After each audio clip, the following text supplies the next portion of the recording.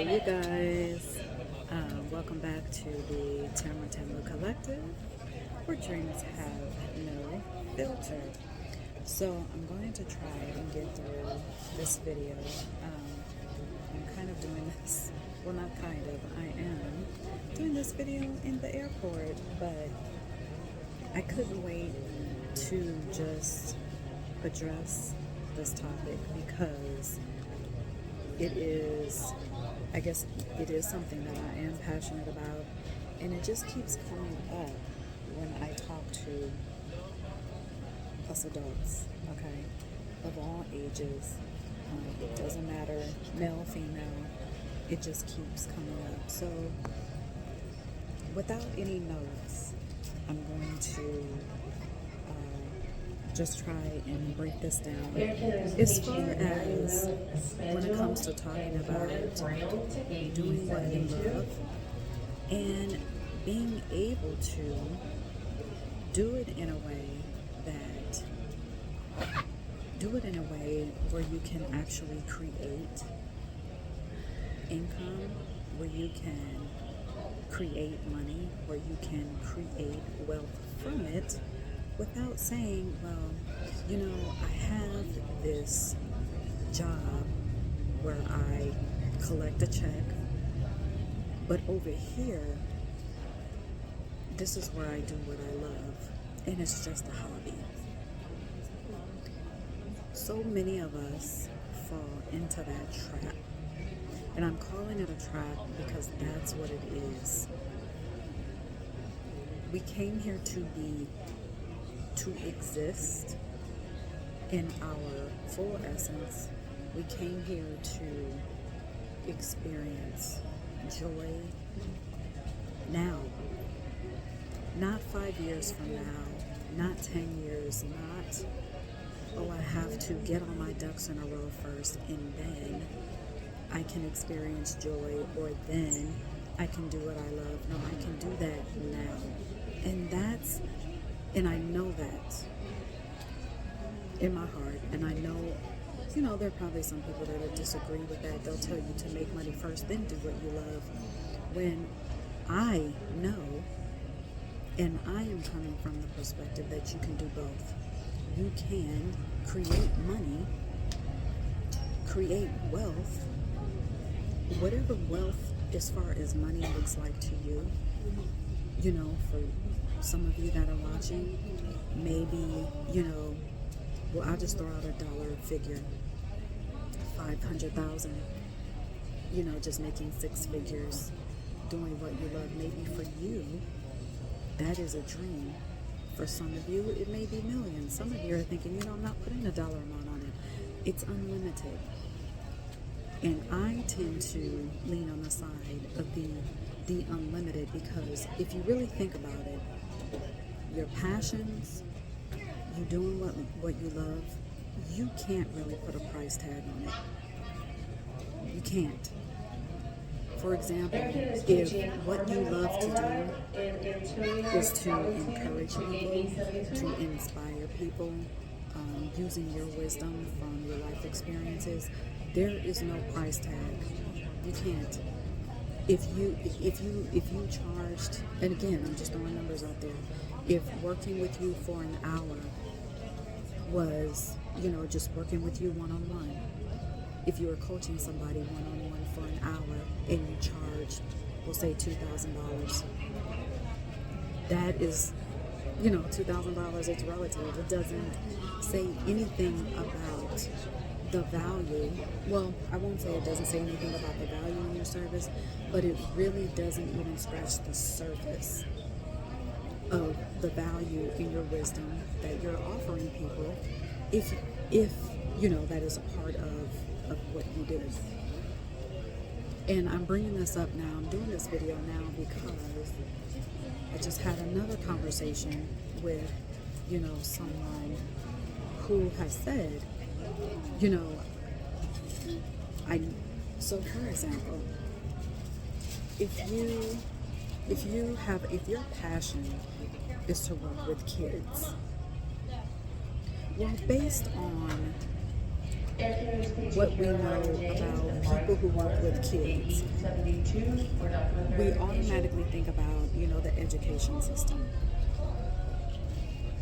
And regardless of the geographical location that you're in, we already know that teachers, educators, probably should be making more money, from the school system. Their checks probably need to be much bigger than they are. We already know that. And that is in the traditional sense of working with kids. However, that does not mean that one who has a passion working with kids can't make enough money. But that will require an individual who has passion for working with kids to start to think outside of the box, to start to think outside of the constructs of what working with kids would look like. You have to, and this is where identity comes in, and I did a video about this. I'm going to dive into that more in another episode, but this is where identity comes in, and this is why identity and how you see yourself is so important. So I'm going to keep using the example of a person who has a passion for working with kids. We'll keep going with that. So you're a person who has a passion for working with children, and you see yourself working with children every day. What does that really look like? If you ever stopped to ask, what does that look like? How would that, if you were to spend all your time working with children, how do you want to feel? Where would you want to take the kids? How would you want to work the kids if you believed and knew in your soul that you had access to infinite money, infinite resources to work with the kids in the way that you desire? What would that look like? I guarantee you, if you would allow yourself to step into that identity and say, my passion is to work with children, and I work with children in this way, in this way, in this way, in this way, I guarantee you that the way that you would work with kids will take you far beyond the traditional constructs of a classroom, or the traditional concepts or constructs of a classroom, or just the education system itself. Working with children could be, you have a children's TV network, but that would require you to step into the identity of someone. And now, not, I have to, gather more information, or I have to, call 100 people, or I have to have a certain, number in my bank account to do that. No, it takes you saying, no, how would I, as a person who has influence on children, in children's lives, in working with them in the way that I want to work with them, how would that person be right now? When you step into that identity now, you will be shocked and surprised at the way that the solutions will come to you, that solutions outside of the constructs that we're used to. You'll be so surprised at how fast those solutions will just start to roll in, and it won't even be, and I'm just going to tell you, these solutions will come to you, and it's not going to be something that your ego will make sense of ever. It will feel good to your soul, but your ego and your intellect won't be able to grasp it, and that's okay. That's fine. It's a good thing.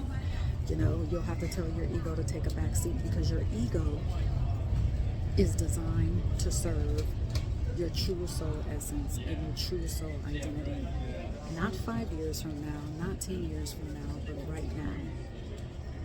And what happens with us adults is we get so caught up in what we see with our physical eye, what we're used to, the constructs that really have us boxed in, and we don't even realize it. We don't even realize it.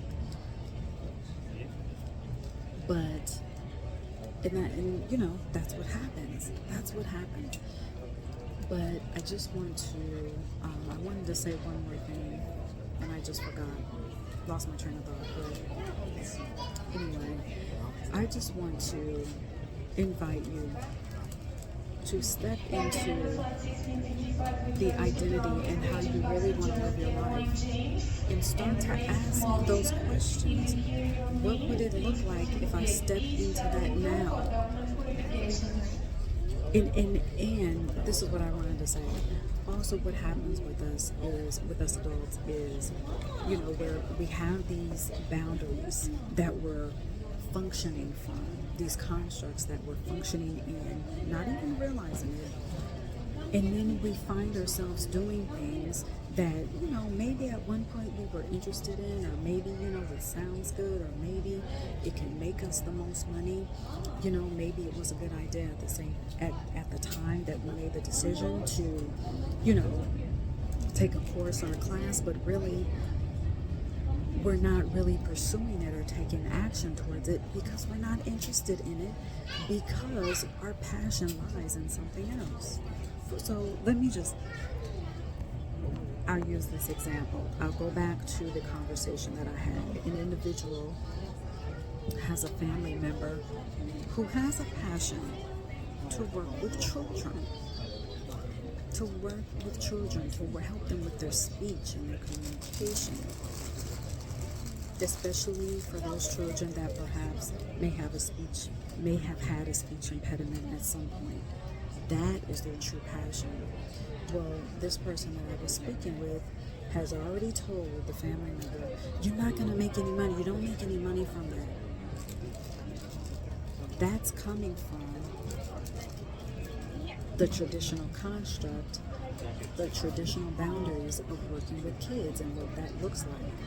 So now this family member, the person I was speaking with told the family member, well, you need to just do this over here. Do this over here because this will make you more money. Then later on you can work with kids. So that person took the advice, and so now here they are, they went and took this course in something that they had no passion for, and they're not pursuing any position or job within that certificate that the person had. They haven't even taken the final test in this course because they have no passion for it.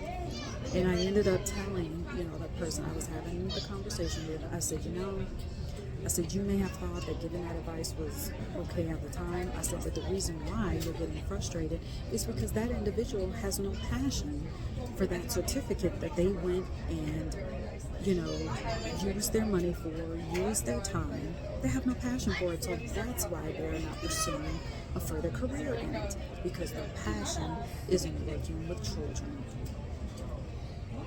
And so many of us, we experience that situation is so common. We have people telling us, oh, this thing is not going to make you any money, or you need to do, this to make a certain amount of money, and then 10 years from now, then maybe you can do what you want to do. No.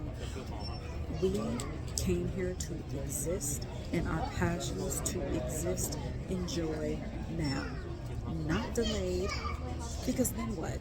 You're passing time doing this thing that you don't want to do, which, in my opinion, leads to why so many of us adults run into health problems as we get older. So the mistake, and I know a lot of people, probably medical professionals that are watching this will probably disagree. As we get older, many of the health issues is not necessarily from us getting wiser, is not necessarily from us having more birthdays, having more candles on that cake. For many of us, many of those health issues come from us delaying our passions, doing a bunch of things for a bunch of years that did not bring us any joy. If anything, it brought us stress. We didn't want to do it, but someone told us, well, this thing that you really want to do is not going to make you money, so you have to do something else. Even if it means working 10, 15, 20 years doing something that you hate, as long as you're getting a check. And so, in my opinion, from my perspective, that's where the health issues come from. That is the underlying cause. That is the underlying spiritual cause.